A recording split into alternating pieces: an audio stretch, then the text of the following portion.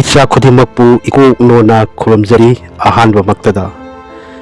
Aikhoina Iramdam Nungshiba Imalaypakpu Thamoi Sengna Nungshiba Haibasi Lepak Asida Poksaba Sokjaba Myoi Amagi Khwaidagi Chawba Mathaudi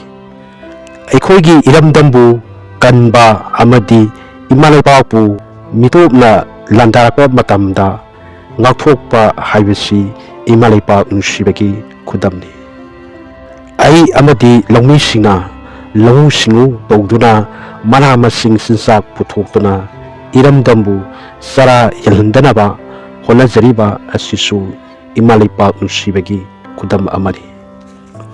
silmi singna iramdambu malemgi mamangda ikai furup khomdanaba sokkananaba honariba mithoi mihanaba honariba thokdang asisu Imalaypak Nungsibagi khudam amani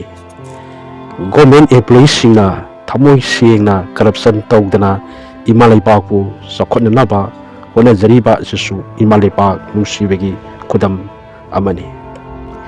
Press and Media TVN Radio na Irisha miyam khudimakpu loksingi mangan pibiriba wakhal tahanbiriba asisu Imalaypak Nungsibagi khudam amani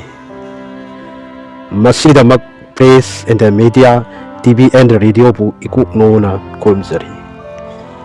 Iramdamgi CSO punamakna government gi asoiba amadi khunhai gi asoiba punamakpu thinduna takliba suggestion piriba miyambu wakal tahanbiriba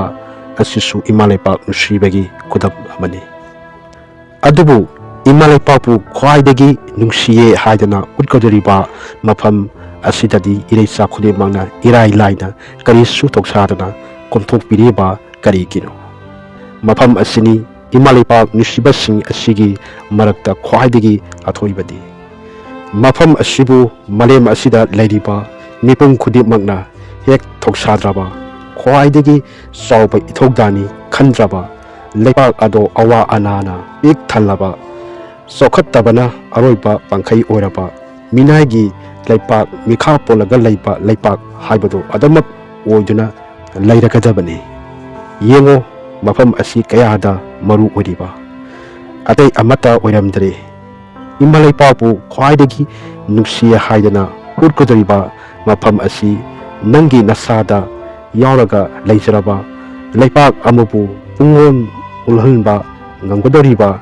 Bot Thadariba Nangi Kubi Aduni Nangi Kubi Adunani Imalaypaki Mako si Minister Simiba Government Simiba Imalaypakpu Run Tonganaba Togdang Sinariba Nangi Kubi Adunani Imalaypakpu Tangadoriba Imalaypakpu Sokat Hangadoriba Imalaypakpu Malemda Wangna Tangadoriba Imalaypakpu Inapkunba Lepa Ama Uhengadoriba Imalaypakpu Watapadaba Lepa Ama Uhengadoriba Maram aduna aigi khubina khwaidagi Imalaypakpu nungsiba ulase thamoi sengna aigi khubina bot thadaduna Imalaypakpu kalase Imalaypakpu sengbalase